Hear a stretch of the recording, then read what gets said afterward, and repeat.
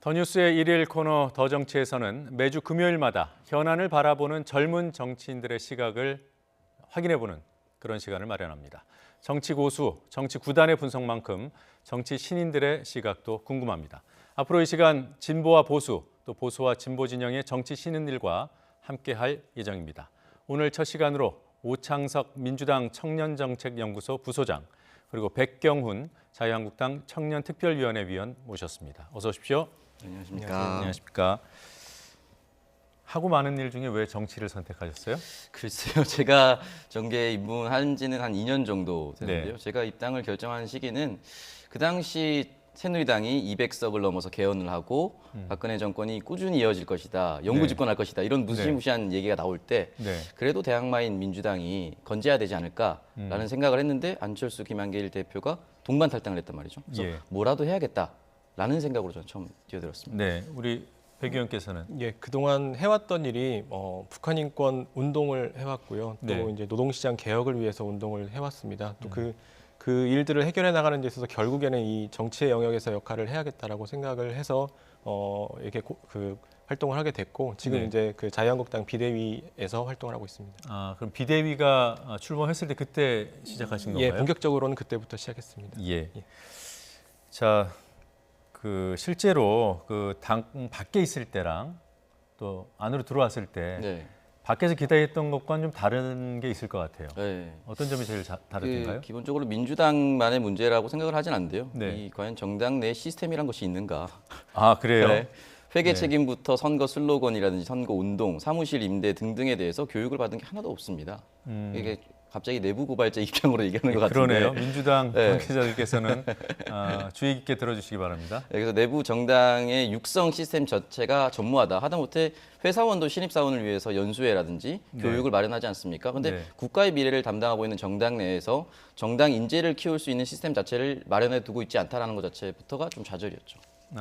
특히나 여당인데. 네. 네. 물론 그때는 야당이었습니다만. 네. 지금 좀 나아졌습니까? 지금 좀 나아지려고 노력을 하고 있으나 네. 아직 여전히 부족하다. 네, 부족하다고 생각합니다. 네, 백 의원께서 경험해 보신 한국당 어떻습니까? 예상은 했지만 이게 뭐 한국당도 마찬가지고 민주당도 마찬가지일 것 같은데요. 이곳은 정글인 것 같습니다. 이 정글인데 사실 이 청년들을 위해서 뭐 좀 해달라라고 할 수 있을 만한 그런 환경은 아닌 것 같고 알아서 네. 성장을 하고 알아서 쟁취해야 되는 것이 아닌가 생각을 하고 있습니다. 그것도 하나의 훈련인가요? 예, 맞습니다. 네, 정글 속에서 생존하는 법을 스스로 터득해야 하는 것이 우리 청년 정치인들이 맞닥뜨린 현실이라고 합니다.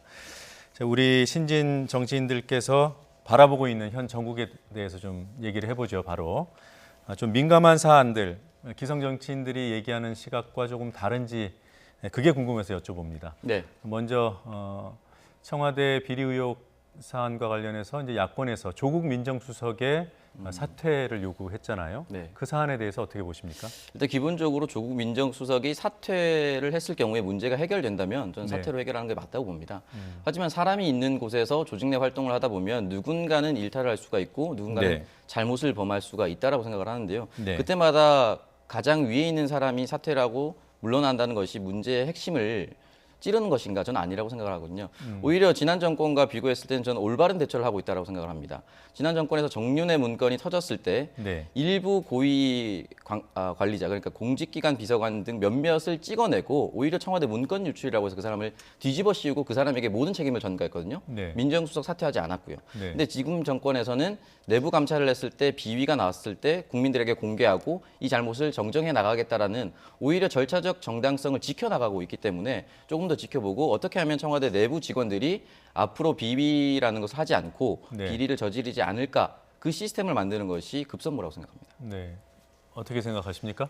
문재인 대통령이 자주 이야기하는 것이 정의롭고 공정한 나라입니다. 사실 이 청와대 비위 문제에 있어서 아직 명확하게 밝혀진 것이 없고 청와대에서 명확하게 얘기해 준 것이 없는 것으로 알고 있는데요. 물론 이 대법원 감찰도 해야겠지만은 예. 사실 그 청와대 내에서 이걸 어떻게 그럼 어떤 문제들이 있고 이 어떤 것이 진짜 문제인지에 대해서 국민들에게 좀 이렇게 알기 쉽게 있는 그대로 이렇게 설명을 해주고 그러면 그렇게 설명을 해주는 과정 속에서 그러면 그 조국 민정수석의 역할이 적절했는지 판단이 적절했는지 그러면 청와대의 그런 대응은 적절했는지 이런 것들이 나올 것 같은데 사실 그런 것들이 뭐 일단 기다려보자라고만 입장이 나오고 있어서 좀 매우 우려스러운 것이 사실인 것 같습니다. 그러면 그런 감찰 결과가 나오고 예. 좀 더 명확해졌을 때 사퇴 요구를 해도 늦지 않은 거 아닐까요? 예, 그렇다라고 생각을 하지만 그렇게 보면 지금 특별감찰반을 다시 이제 본대로 복귀시킨 것도 사실 그때 해도 되는 문제인데 이렇게 또 보면 그 특별감찰반은 본대로 그렇게 빨리 복귀시키고 청와대에 둘 수는 없을 거 아닙니까? 예, 그렇죠.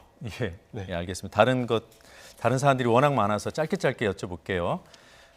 지금 한국당 내부에서 박근혜 전 대통령 불구속 수사해야 한다 이런 주장들이 나오고 있고 또 뭐 최근에는 뭐 결의안을 제출하자 이런 논의도 있었던 것 같아요.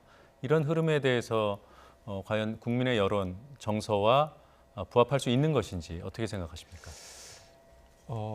이 김무성 의원이 이 얘기를 이제 꺼낸 것으로 네. 알고 있고요. 이제 당 내에서도 물론 충분한 논의가 아직은 안 된 것으로 알고 있습니다.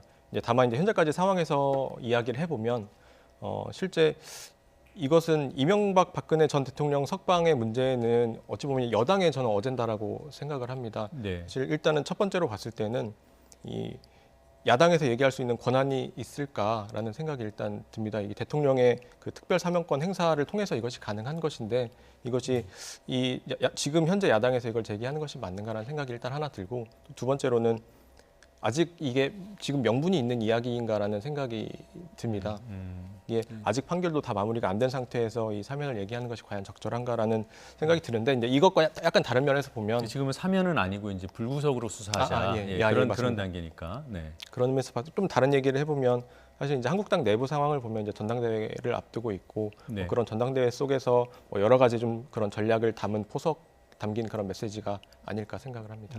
예. 그러니까 좀 이게 기성 정치인들하고 좀 다르고 솔직한 말씀들을 해주셔서 제가 하여튼 지금은 좀 시기가 안 맞는 것 같다 이런 취지로 이해가 됩니다. 예, 맞습니다. 맞습니까? 네. 뭐 이 얘기는 더 안 해도 될 것 같고요. 네. 지금 여권이 말이에요. 네. 또 조금 넓히면 진보 진영이라고 해야 하나요? 프레임 싸움에서 좀 밀리고 있다. 뭐 경제 프레임이라든가 이런 부분에서 좀 밀리는 게 아닌가라는 분석이 있어요. 어떻게 보세요? 사실 지지율이 떨어질 때 늘상 하던 야당이 정치 공세라고 생각을 하는데 그 지구가 탄생하고 나서 자유한국당만큼 정치적 프레임을 잘하는 정당이 있었을까라는 생각이 들거든요. 예. 더불어민주당은 사실 그런 프레임에서 어떻게 보면 저는 간교한 술수라고도 생각을 하는데 그런 면에서 저희가 자유한국당을 따라잡을 방법은 없습니다. 민주당이. 저는 그러니까- 올바른 정당, 올바른 토론은 가능한데 네. 그런 프레임 싸움 설정을 하는 것 자체가 본질을 계속 회피하려는 의도가 있기 때문에 가장 본질을 네. 회피하는 프레임이 뭐라고 보십니까? 지금 대통령 지지율인 것 같아요. 지지율이 떨어지는 부분은 팩트잖아요. 지지율이 떨어지는 부분은 팩트인데 여기에 대해서 본인들이 이제 원하고자 하는 계층들에게 어필하기 위해서 그 네. 사람들을 의도적으로 포함시켜서 이 사람들이 떠났다라고 얘기를 합니다. 대표적으로 20대가 떠났다라고 얘기를 하는데 네. 20대가 종래로 돌아봤을 때 보통 민주당을 지지할 확률이 높았지 않았습니까? 또는 예. 진보 진영. 근데 20대에 대한 지지율이 떨어졌다는 것 자체에 대한 원인 분석이 네. 너무나도 모호하지 않느냐라는 취업률이 낮다는 건 사실 그 어떤 정권에서도 해결하지 못했던 부분이고 네. 지금 예산안 통과를 통해서 내년에는 훨씬 더 청년 정책을 통해서 일자리 늘려나가겠다라고 하고 있는 와중에 네. 먼저 건다는 것 자체가 20대가 먼저 떠나가라는 제스처를 하고 있는 것이 아닌가. 네, 지금 말씀이 자연스럽게 그 경제 파탄 프레임에 대해서 말씀하시는 것 같은데요. 네. 어떻게 보세요? 자유한국당의 그런 비판이 예. 정치적 공세 또는 프레임 이런 겁니까? 근데 이건 프레임에서 밀리는 게 아니라 이제 현실을 있는 그대로 저는 반영하는 거라고 생각을 합니다. 경제가 굉장히 어렵고 특히나 이제 청년들에게 있어서는 이제 노동시장 언저리에 있는 청년들 같은 경우에는 이 고용 한파를 온몸으로 체감하고 있는 상황 속에서 네. 있는 그대로의 이야기를 꺼내는 거고 사실 이 고용세습에 대한 문제도 그렇고 뭐 최근에 그 청와대 비위 문제도 그렇고 그리고 최근에 그 단기 알바를 뭐 이제 그 정부 정책으로 만들겠다라고 하는 그런 부분들에 있어서 사실 어처구니가 없는 그런 이런 것들을 대면하면서 사실 20대, 30대는 특히나 20대, 30대는 제가 보기에는 뭐 이권이나 이념에서 굉장히 자유로운 세대라고 생각을 합니다. 그런 측면에서 보면 굉장히 민감하게 있는 그대로의 현실을 반영하는 것이 지금 현재 20대, 30대 지지율이라고 보고 그렇게 20대, 30대 지지율이 하락한 이유가 거기에 있다고 봅니다. 20대 지지율 하락은 저희가 이제 여론조사를 해보면 그 뭐 이렇게 뭐라고 할까요? 이영자 현상이라고 부를 만큼 20대에서 빠지거나 또 자영업자 쪽에서 확 빠지거나 그런 건 아니더라고요. 수치상으로는 그렇던데 체감하는 건 다르다는 말씀이신가요? 수치 너머에 있는 사회 현상도 바라봐야 된다고 생각을 합니다. 예, 알겠습니다. 예산 합의가 어제 됐죠. 네. 네, 뭐 예산안 처리가 돼서 다행이다라는 사람들도 있고 밀실 야합이 아니냐 이런 지적들도 있는데 사실 이 밀실 야합이라는 지적의 그 근저에는 이게 있습니다. 소소위. 혹시 소소위 들어보셨어요? 네. 밀실에서 예, 소위도 아니고 소소위. 이번에 예산 심사를 막판에 한 주체가 소소위고 예. 거기에는 두 당과 바른미래당, 교섭단체 3당만 들어가서 비공개로 협의를 했단 말이에요. 이런 제도 먼저 민주당 쪽에서 좀 얘기해 주시죠. 일단 그 부분에 있어서 밀실 야합이다라고 하는 부분에 있어서 용어가 달랐지 사실 본질이 좀 다른 부분이 없다라고 보기는 어려운 것 같습니다. 그러니까 책임이 져야 되는 부분이고 네. 왜 공개적으로 하지 못했냐라는 비판은 들어야 되는데 네. 그만큼 예산안의 처리가 급하겠었다라고 볼 수밖에 없는 부분이고요. 예산이 현재 올해 20조에서 30조 정도의 유효 예산이 남았습니다. 이 예산을 경기가 어렵고 청년 정책이 부족한 상황에서 하루빨리 처리하고 내년 경기를 활성화시키고 청년 고용도 늘려야 되는데 그렇게 할 수밖에 없었던 현실이 있었다라고 좀 말씀드리고 싶습니다. 예, 어떻게 생각하십니까? 그 국회 선진화법에 따라서 이 일정 기간이 되면 이제 자동으로 이제 국회 상정은 되죠. 상정이 되게 되는데 그런데 있어서 사실 한국당 입장에서는 고육지책으로 이 짜낼 수밖에 없었던 그런 상황이 좀 있었던 것 같습니다. 그런 상황 속에서 한국당이 고육지책으로 그런 결과를 내놨던 것 같고 좀 더 현실적으로 얘기를 해보면 사실 이 민주당과 한국당의 그런 이해관계가 너무나도 적절히 맞아 떨어진 그런 결과가 아닌가라고 생각을 하기도 합니다. 어떤 이해가 맞는 거죠? 좀 부연 설명해 주십시오. 네, 뭐 자세한 얘기를 뭐 할 수는 없겠지만은 어쨌건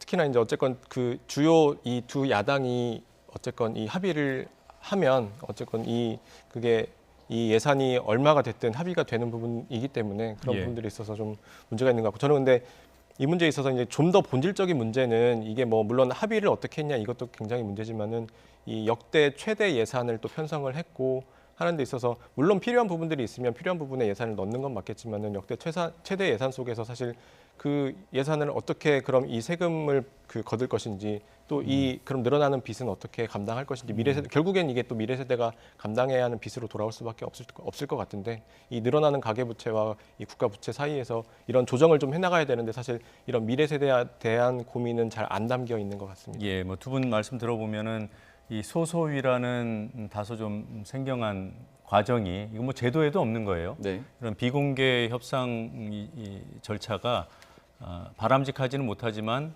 두 당의 뭔가 불가피성은 있었다 이렇게 보시는 건가요? 네. 네, 그렇게 정리하죠.